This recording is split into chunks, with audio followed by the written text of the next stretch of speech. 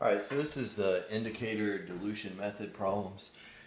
This problem is going to be from slide number 32. And this is real similar to something you probably did in general chemistry where you had a solution that was concentrated and you wanted to make a more diluted solution. So you probably saw a formula that was either M1 V1 equals M2 V2, or alternatively it can be written C1 V1 equals C2 V2, and they're both the same thing. It's just the M is for molarity, which is a measure of concentration, and the C actually stands for concentration. So with this, the idea with a person is going to be that we inject some solution into them where we know the original molarity and we know the volume, and then later, after some time, after some equilibrium is reached, we'll measure the molarity again, and then we can use this formula to deduce the amount of volume that diluted that substance. So the problem from number 32 says, suppose an 80 kilogram patient is injected with 1 milliliter of radioactive albumin and 1 milliliter of mannitol. And then it says, after an appropriate amount of time, a plasma sample is taken and analyzed, and the following concentrations are noted. Plasma concentration of albumin is 0.5 milligrams per milliliter, 0.05, sorry, and then the plasma concentration of mannitol is 0.02 milligrams per milliliter. So remember that we have the different compartments. We have the plasma, and then we have the interstitial fluid,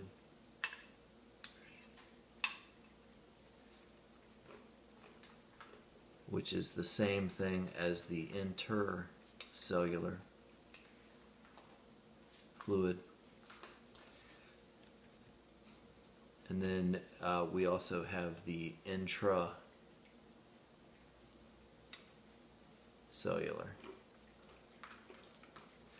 So the radioactive albumin here is going to just go into the plasma, so it's going to tell us about the volume of the plasma, and then the mannitol is going to be used to measure the interstitial fluid or the intercellular fluid, but remember it also has to go through the plasma, so it's going to be giving us the volume of the plasma plus the intercellular fluid.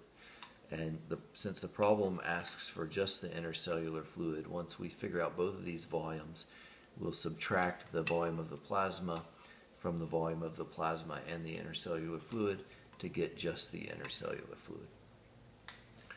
So with the albumin, we started out with a concentration of 200 milligrams per milliliter, and we had a volume of 1 milliliter.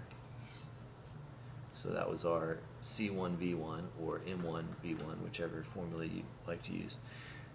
And then after some amount of time, our new concentration was 0.05 milligrams per milliliter.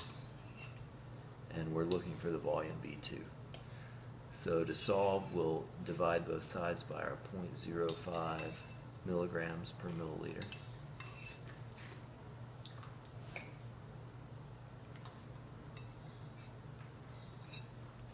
And since 200 times 1 is just 200, we can just divide 200 by 0.05. And if we do that in our calculator, we'll get V2 equals 4,000 milliliters. So that is our volume of plasma. So next, with the mannitol, we had an initial concentration of 320 milligrams per milliliter. Again, had a volume of 1 milliliter. And then after some amount of time, our new plasma concentration of mannitol was 0.02 milligrams per milliliter. And then again, we're looking for V2, which this time is the volume of the plasma plus the intercellular fluid. So to solve, we'll divide both sides by 0.02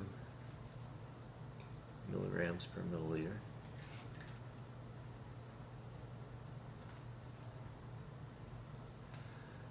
Again, 320 times 1 is just 320, so we'll divide 320 by 0.02, and we should get V2 equals 16,000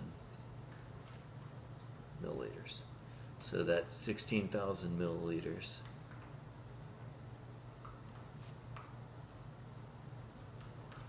is all of this. So it's the plasma plus the intercellular fluid, and we want just the intercellular fluid.